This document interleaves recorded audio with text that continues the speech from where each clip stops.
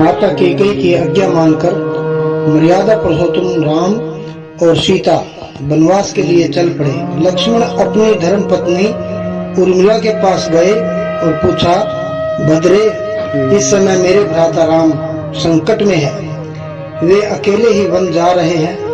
मैं जब अपने कर्तव्य पर विचार करता हूँ तो इस निष्कर्ष पर पहुँचता हूँ कि एक भाई संकट में हो तो दूसरे को उसकी सहायता करनी चाहिए। धर्म पत्नी होने के नाते आपसे परामर्श आवश्यक है, इसलिए मुझे क्या करना चाहिए?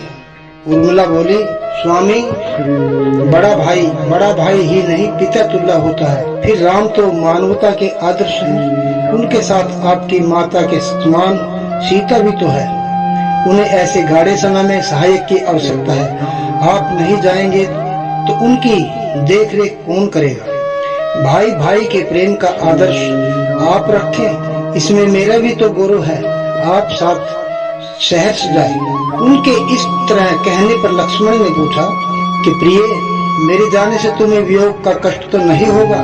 मानवीय आदर्श की प्रतिष्ठा होती है, वह श्रेय और संतोष क्या कम सुखद है? देव, विवाह का उद्देश्य शारीरिक या वासनाओं की तृप्ति नहीं है। मैंने आपके साथ ग्रंथि बंधन कर्तव्य पालन के लिए किया है। मैं आपका गौरव बढ़ाना चाहती हूँ। आप मेरे प्राण प्यारे पति हैं। आपके वियोग का कष्ट तो मुझे होगा ही, पर मैं अपने व्यक्तिगत सुख को प्रधानता दूं तो कर्तव्य और आदर्शवादिता को कौन महत्व देगा? लक्ष्मण का हृदय अपनी धर्म पत्नी की विशालता के कारण गदगद हो गया। उन्होंने कहा, उर्मिल, तुमने मुझे कर्तव्य पालन की शिक्षा दी है, उसका मुझे बड़ा संतोष है। आज के युग में जबकि विवाह का उद्देश्य पास रहने और काम क्रीड़ा में सार्थकता अनुभव करने तक सीमित रह गया है, उर्मिला का आदर्श सिखाता है कि विवाह कर्तव्य पालन के लिए दो व्यक्तियों के परस्पर सहायक होने के उद्देश्य से किया जाना चाहिए। भारतीय संस्कृति में पत्नी को धर्म पत्नी कहते हैं। उसका अर्थ ही यह है कि विवाह धर्म कर्तव्य में परस्पर सहायता के लिए किया जाता है, स्वार्थ के लिए नहीं। उर्मिला इस कसौटी पर खरी उतरी।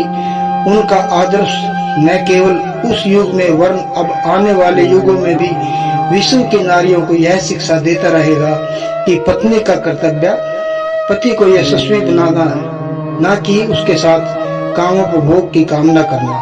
यह कहकर वे वहां से चल पड़े, पर उनका अंतःकरण बार बार यही दोहराता रहा कि धर्म पत्नी हो तो उर्मिला जैसी, जिसने पति को कर्तव्य पर आरूढ़ देखने के लिए अपने व्यक्तिगत सुखों का भी ध्यान नहीं किया।